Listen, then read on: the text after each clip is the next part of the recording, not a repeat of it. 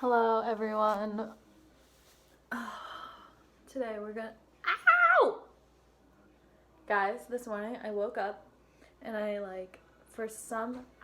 don't even know how it happened, but my neck cracked and it literally hurts a lot. It hurts to when it first happened, I literally I could not rotate my head at all. And now I can rotate it a little, but it still hurts. It's right here. That hurts.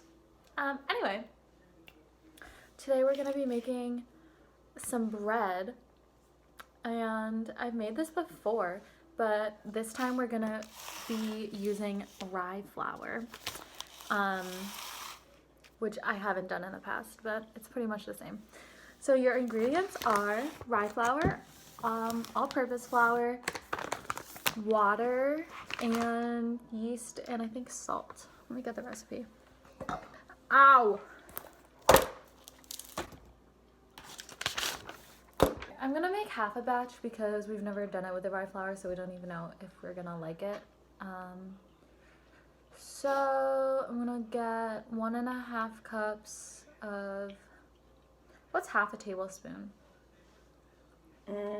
It's like a 1.5 teaspoons. Salt, and then flour, so I'm gonna need a cup and then 1/4 of a cup. It's at 7. And what I like to do is get yourself a paper plate and then just measure, just kind of do it like that, and then get what you need, and then you can put it down. Oh, you can't even freaking see what I'm doing, like that. Okay, and then you get another one and take the measured one and put it on the new one, like that, and then do it again. So this is just my measuring stuff.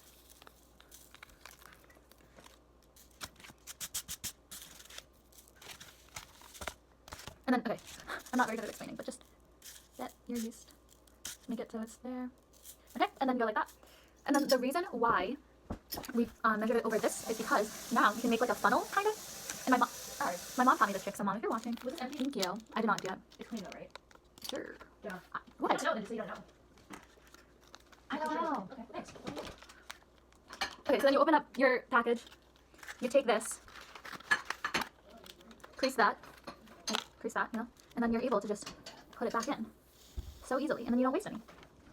Perfect, and then you can reuse this paper plate because now there's nothing left. And then I just go like this, and I will get a clothespin to close it. And just to make sure that nothing spills, I just put it in a plastic bag. Okay, now we are going to measure the salt. So it calls for 1 tablespoon, but since we're doing a half, we're gonna do 1.5 teaspoons. And it's just coarse salt. It looks like that. It's kind of big chunks.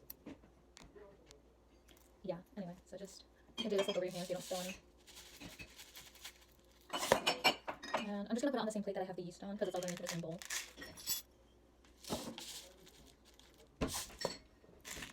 Alright, and then the next step is we are going to heat up 1.5 cups of water. And you have to get it to 100 degrees Fahrenheit, and you really have to keep it at that temperature. What temperature this is?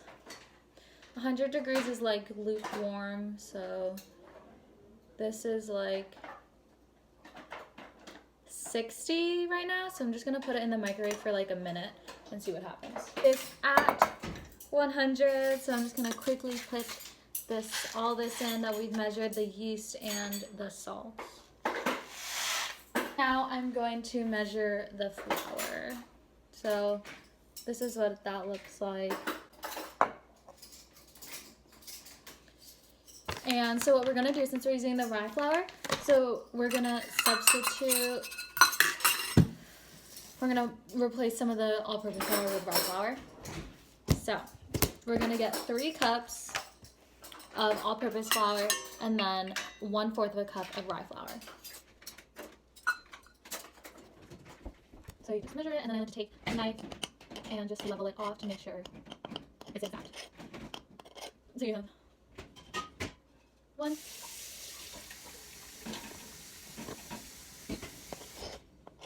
2,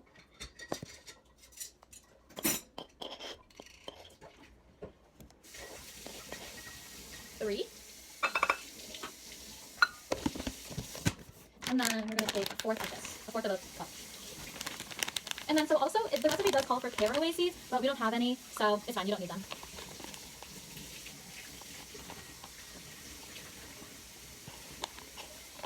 Great, and then you just put that in here. And then you have to use a wooden spoon and mix it until you get a uniform, moist producing loose dough that will conform to the shape of that container. So I'm just gonna mix it.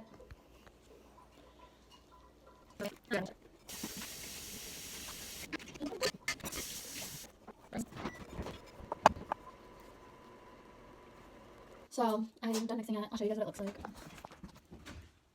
And then the next step is to I'm just gonna cover it and then you let it rest for 2 hours at room temperature. Like that. And yeah. Pretty, and then we'll come back and in 2 hours and then we put it in the fridge. Okay guys, so it's been about 2 hours and the bread has definitely risen, so I'm going to show you guys it and then I'm going to put it in the fridge. So this is what it looks like now. It's like almost at the top but not completely. So just going to put it in the fridge now.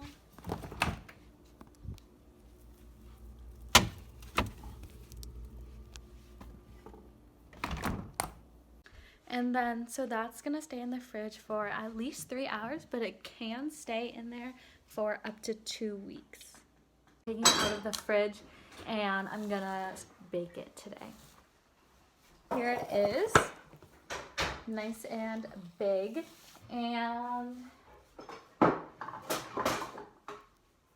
what I'm gonna do is get my cutting board. Ugh. And what I'm first gonna do is just dust it with flour because this dough is really wet and sticky. So I just put flour on there and I'm just gonna grab some on my hands just like that. And now I am going to take half of the dough because I made half a recipe and normally half a recipe makes 4. No, a recipe makes 4, which means a half recipe makes 2.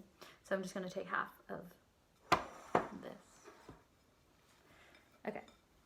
And my favorite thing about this bread is that it does not need any kneading. You just kind of take it and it just rises and you don't have to knead it, which is really nice. So it's really, really sticky. Just kind of pull it. The next step is to shape the dough. And I'm just gonna sprinkle it with a little more flour. And then basically what I do is I just go like this. Oh my God, it's so small. I can't believe this is half of it. It's like so big when it's out of the fridge and then it's so small now. I mean, so big when it's in the fridge, but now it's so small.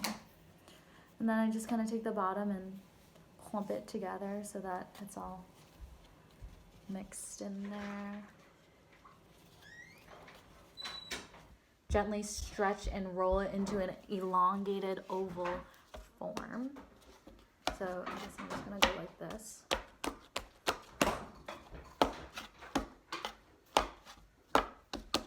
Oval?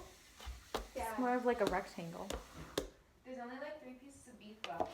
And since The next step is you just let it rise for like an hour and a half.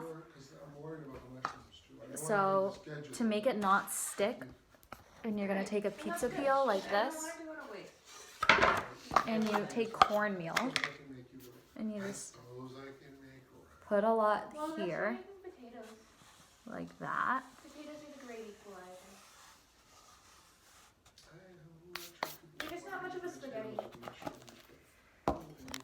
So now it looks like that much cornmeal. And then what you do is just take your loaf and put it on the cornmeal, just like that. And then, so the cornmeal helps because it makes it not stick. So when you slide it into the oven, it doesn't stick. As you can see, it moves around a lot when it's on the cornmeal. And now so when you let it rest, you have to cover it. So take this, and this is just a bowl we use for salad. You can just take this, cover it, and then I'm just gonna let it rest for an hour and a half. Okay guys, so I preheated the oven and it's at 450. So now the next step is to put the bread in, and I'll show you that now. So I'm gonna uncover it. It's so small. And the oven is at 450. Dad, could you move? I'm the star of this show. And then what you do is you basically just... Oh wait, I forgot a step. You're supposed to do, which I forgot, is you brush the top with water. Like that. And then make slashes in it.